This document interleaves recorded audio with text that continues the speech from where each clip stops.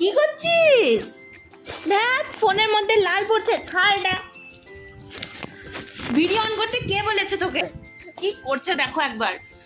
অন্ধকার করে শুধু ঘুম পাড়িয়ে গেলাম, যে ভাবলাম ঘুমোবে, আমি এই সময় খেয়ে নিই। এসে দেখি খাবারটা বেড়ে রেখে এসেছি, এসে দেখছি মহারাজ আমার উঠে বসে আছে। পাতলা ঘুম তো, ঘুমাবে কি করে? আমি কি ক্যামেরা করব? আমার ছেলেই ক্যামেরা করে ভরিয়ে দিচ্ছে আমার ফোনের গ্যালারি। তারপরে ফোনে মাঝে মধ্যেই নোটিফিকেশন আসছে ফোনে নাকি গ্যালারি ফুল, স্টোরেজ ফুল। এগুলো কোনো মানে হয়? তার মধ্যে কিছু কিছু মানুষ আবার জ্ঞান দিতে আসবে, ফোন দূরে রাখো, ফোন এই সময় বাচ্চাদের থেকে ফোনকে দূরে রাখা উচিত, সামনে আনবে না, ফোনে কার্টুন দেখাবে না, এ করবে না। প্লিজ এরকম বলো না গো।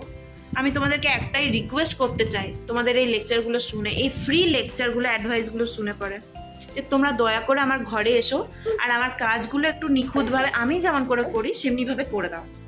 3টে বাজে দুপুরে, এখনো আমার খাওয়া জোটেনি। এই যে আমার মহারাজের কৃপা। আমি কোথায় ভাবলাম সব কাজ করে যে ওকে এবার ঘুম পাড়িয়ে রেখেছিলাম, তখন আমি বাকি সব কাজ করে নিলাম। তারপর আমি ভাবলাম যে এবার আমি খাবো আর একটু ওর সাথেই শোবো। আমার আর সেই কপাল কোথায়? এ তো আমার মহারাজের কৃপা, দেখতে পাচ্ছ তো।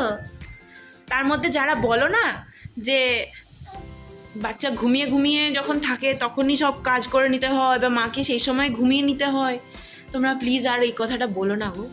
হয়তো তোমাদের বাচ্চার মতন আমাদের বাচ্চা নয়, আমার এই বাচ্চাটা না একটু বেশিই দুরন্ত, আমার সেটা মনে হয়।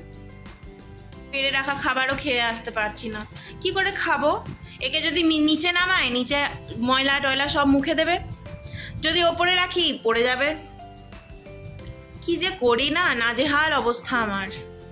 বিশ্বাস করবে না, আগে আমি স্নান করতে যেতাম বিয়ের পর, আধ ঘন্টা। যেদিন শ্যাম্পু করতাম, যেদিন এমনি স্নান করতাম সেদিন 15 মিনিট। কি করতাম? একবার লোশন লাগাতাম, একবার ক্রিম লাগাতাম, স্ক্রাব করতাম, কত রকম করতাম। এই যে তোমাদেরকে বলেছি না বিউটি টিপস দেবো, ওই রকমই বিউটি টিপস দিতাম, কিন্তু কপালে কুলাচ্ছে না। আর কপালে কুলালে সময় কুলাচ্ছে না। এই যে আমার মহারাজের জন্য তো আমি খাবারটা বেড়ে রেখে এসেছি। খাবারটা না হলে ফেলানো যাবে না, খাবারটা না হলে মুখও দিতে পারবে না, টেবিলে রাখা আছে। কিন্তু ঘরটা তো আমাকে পরিষ্কার রাখতে হবে, সবসময় তো আর একে আমি কোলে রাখতে পারবো না, কখনো তো একে নিচে নামিয়ে রাখতে হবে, তো নোংরা থাকলে মুখে নিয়ে নেবে। সবসময় ধুয়ে মুছে রাখতে হয় ঘর, এত এর শরীর খারাপ হয়ে যাবে। তো যারা আমাকে এই কথাগুলো বলো না যে এইভাবে মানুষ করো, ওইভাবে মানুষ করো, তাদেরকে আমি প্লিজ একটাই কথা বলতে চাই, তোমরা আমার ছেলেটার মতন রত্নকে হয়তো তোমাদের ছেলেগুলো নয়, তাই জন্য তোমরা বুঝতে পারছো না এ কী লেভেলের বদমাস। আর আমি জানি না এই লোকজনের সামনে এত ভদ্র কী করে হয়ে যায়।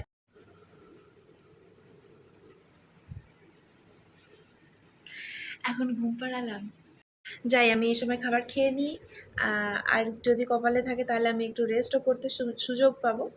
আজকের মতো ভিডিওটা আমি এখানেই শেষ করছি। তোমরা যারা এখনও আমার চ্যানেলটাকে সাবস্ক্রাইব করোনি, প্লিজ আমার চ্যানেলটাকে সাবস্ক্রাইব করে রেখো। আমার ভিডিও কেমন লাগছে সেটা জানাতে প্লিজ ভুলো না। আর আমার এই ভিডিওটা, এতটা ফ্রাস্ট্রেটিং ভিডিওটা দেখবার জন্য অনেকটা থ্যাংক ইউ তোমাদেরকে, আমার মন থেকে থ্যাংক ইউ। সত্যি যারা বলে না ফ্যামিলি ফ্যামিলি হয়, সত্যিই তাই, জানো তো।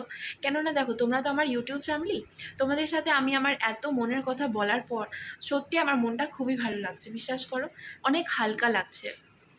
তো তাতে সেটা আমার এক্সস্টিং ভিডিও হোক বা ফ্রাস্ট্রেটিং ভিডিওতেই দাঁড়াক, আমার মনটা তো ভালো লাগছে। এর থেকে বেশি ইম্পর্টেন্ট আর কি হতে পারে বলো, নিজেকে ভালো রাখা ছাড়া। তো তোমাদেরকে আমার সেটাই বলার, তোমরা নিজেরা খুব ভালো থাকো, সবাইকে ভালো রাখো, আর নিজেদেরকে খুব খুব খুব ভালোবাসো, হ্যাপি থাকো। Thank you, have a nice day.